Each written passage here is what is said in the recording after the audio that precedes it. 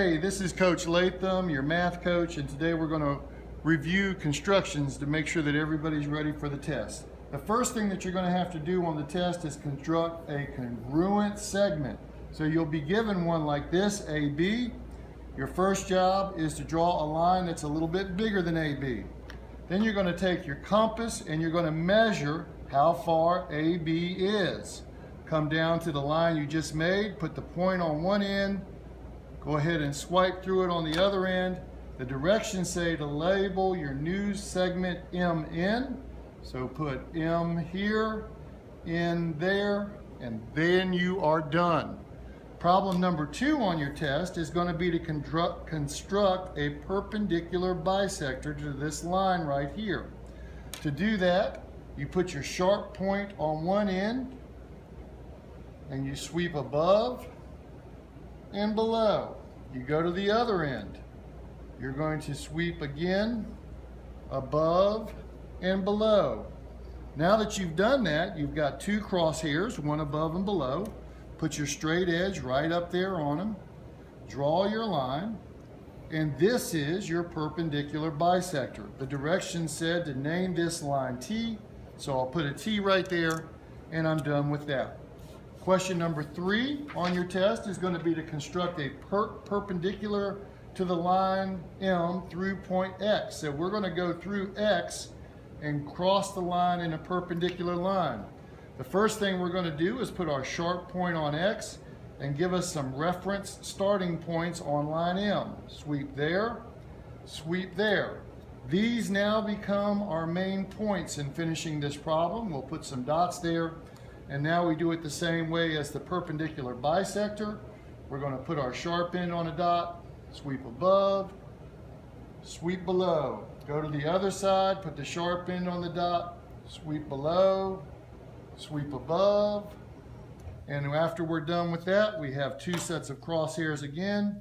We'll put our straight edge right there, connect the dots, and we have now constructed a perpendicular through a point off the line. Looks like I missed the point a bit, but you get the point. Number 4 is going to be construct a perpendicular through the point on the line. Again, we're going to start with that point on the line. We're going to sweep an equal distance to both sides, there and there. These now become our two main points. We'll go back and use the same method as before. We'll sweep above and below from each point, like this and this. Come to the other side, do the same thing. Sweep and sweep. And then we'll use our straight edge again to connect the dots.